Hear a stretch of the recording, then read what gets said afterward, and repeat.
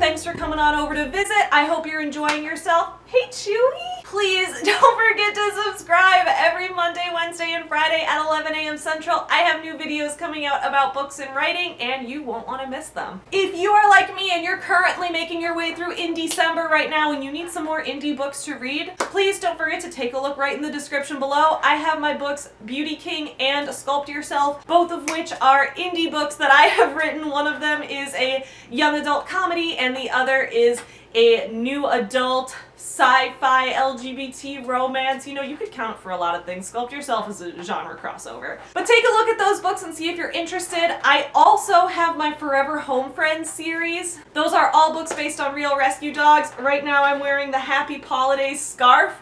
There are little stuffed animal-sized scarves on our website, and also our books are all there, which are all based on real rescue dogs. 10% of profits goes to benefit animal shelters. That is linked in the description below as well. Please check that out if you're interested. Those count for the Friends of Rudolph Indiecember prompt, which is an animal character. Alright, so what have I been reading for Indiecember and for the Reindeer Readathon? Well, as you guys know, I've been doing a bit of a crossover, and I started off with the picture books and the graphic novels because I could get through those quicker, and I wanted to get a lot of things done, especially because in December, the holiday season is very busy for me as a small business owner. I am constantly at events 2 to 3 times a week sometimes. I'm doing holiday events, I'm selling my books, I'm doing book signings, I'm selling my stuffed animals and my merchandise. And then when I'm not, I'm at home doing online marketing things for that, doing development things for that, working on plans for the new year and the next things that are coming, as well as teaching creative writing classes and working as a music journalist and doing those other jobs that I have to do because I do not yet generate a full-time income from Forever Home Friends as badly as I want to. I am going to show you guys what I've been reading so far, and we are going to start off with the picture books and the graphic novels, and then a video for like prose novels. I don't know what to call regular novels. I don't want to mean that these books are irregular.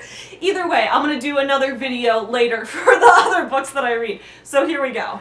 The first book I read was A Tale by Fire by John Buell. This was for the red square on the Indiecember bingo card. It was also for, I think it was 60 reviews or more, and it counts for the Rudolph prompt for the Reindeer Readathon because it is red. So I read this book, and it's a book that's kind of told from the perspective of fire, or from the perspective of light and the spark that first like ignites in the world, and it shows it going throughout history. It was really cool. It was a fascinating perspective, especially for a children's book. And I also loved how the illustrations were very hand-drawn looking, but still professional. I love something that looks handmade and professional at the same time, and that's kind of what I go for with Forever Home Friends, so seeing this happen was really exciting. For example, you can see kind of how that art style looks, and I just think it's awesome. So, highly recommended. Next, I read Axel and Friends.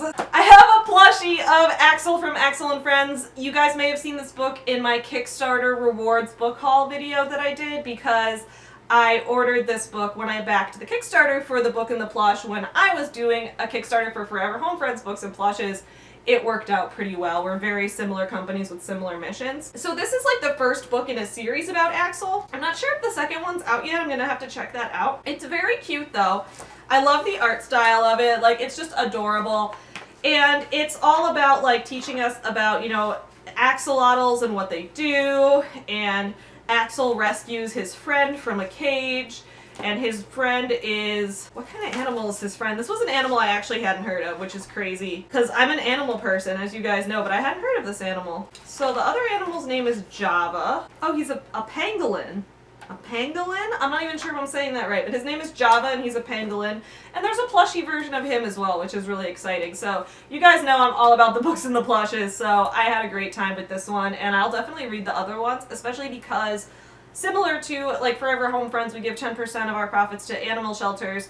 This book gives part of its profits, or this book and plush, the whole business gives part of their profits to endangered species. So they're all about trying to help conserve environments for endangered species and help protect those animals, and I think that's fantastic. Next, I read Dr. Cat by Sarah Sobel. This counted for a few prompts. This was for Indiecember. This was for white and blue on the cover.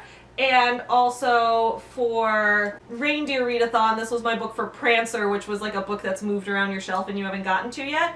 I got this book at C2E2 last year, which is a comic convention in Chicago. Side note, I'm actually going to be there as an exhibitor this year. I'm going to have a table for Forever Home Friends books and plushes there. So if any of you guys are in or near the city of Chicago, please do come to C2E2, our big comic convention, because I'll be there and we can say hi and we can hang out.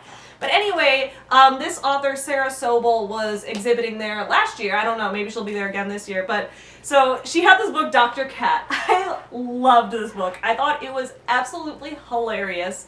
I thought the art style was super cute as well. So Dr. Cat is a doctor and he's super cute, and then the whole thing is about like a patient accuses Dr. Cat of accidentally leaving a little mousy toy inside of his body after surgery, and then he gets sued for medical malpractice, and Dr. Cat's like, I win every lawsuit because I'm so adorable. But then the twist is that the patient has a little trick up his sleeve. Lawyer Cat! So this patient is represented by Lawyer Cat, so now Dr. Cat doesn't have the cuteness factor anymore. And then Dr. Cat and Lawyer Cat have to team up to figure out what's really going on. It's adorable. The whole book is hilarious and cute. And then finally, I have read so far Handbook, which was for the Blitzen prompt for Reindeer Readathon. The Blitzen prompt is a graphic novel, so this is actually a graphic memoir, but it's novel length and it's graphic, so I believe it counts as a graphic novel.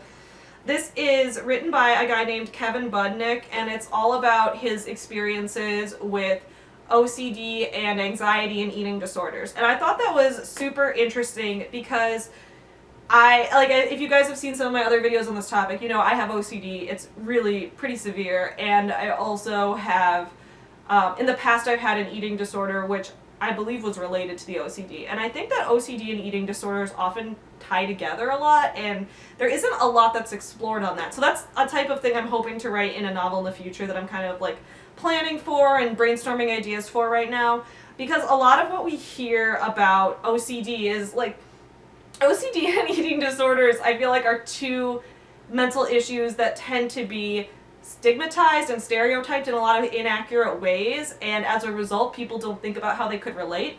Like, a lot of people think like, OCD means you're really clean and really organized and everything has to be in order all the time. And like eating disorders mean you want to be skinny, you care about the way you look a lot, you're influenced by celebrities in the media, and like neither of those are true. I mean, I guess they could be true for some people, but like for me, OCD, like being clean has never been a part of it. It's always been more about like intrusive thoughts and compulsions to do things, otherwise everyone in my life is gonna die. Just saying that was like giving me anxiety. But when I had an eating disorder, it was because I'm inherently like grossed out by bodies. Like I'm not, like it's hard to gross me out except by like normal body things. So like I'm the kind of person that like I can go weeks without showering, I don't care. I'm the kind of person that like I can live in filth, I don't care. Sometimes I see mold grow in my sink and I'm like whatever. Sometimes I even think it's kind of funny. But like when it comes to like the idea that like our bodies have skin and that like our stomachs have fluid in them, like I'm just like so like nauseatingly grossed out by it and I can't explain it. It's just an OCD thing. So as a result, that combined with like my fixations on numbers and things being exact caused me to have an eating disorder and become very underweight back in the day. And all of that was kind of related, and I found more and more, especially with like this kind of thing, that like people with OCD can have eating disorders and become very thin and underweight because there are certain compulsions that are just tied to your OCD that don't have anything, because like I was never a person that cared about my appearance very much, so like me wanting to be skinny, like I was always like, this doesn't make sense for my personality because like I don't really care about what I look like that much. Like sure, I think I'm cute and all of that, but like I'm not ever someone who's really put any effort into my appearance. I've only really started caring about like my style and how I dress within the past year, and this was all like 10 years ago. So I was like, why is this happening? Because like this has never been a priority for me, and it was OCD. Now that I'm medicated, I don't feel this way at all anymore. I'm like, I mean, I do hate my body sometimes, but my medicine just recently got increased and I hate my body less now, so it's very interesting how that all works. Anyway, I thought this book was really great. It was a slice of life type of thing, and it dealt with something that I found really didn't have enough things addressing it. I don't know where to buy this book though. I don't think it's on Amazon. I bought this at my local comic store in the Chicago artist section.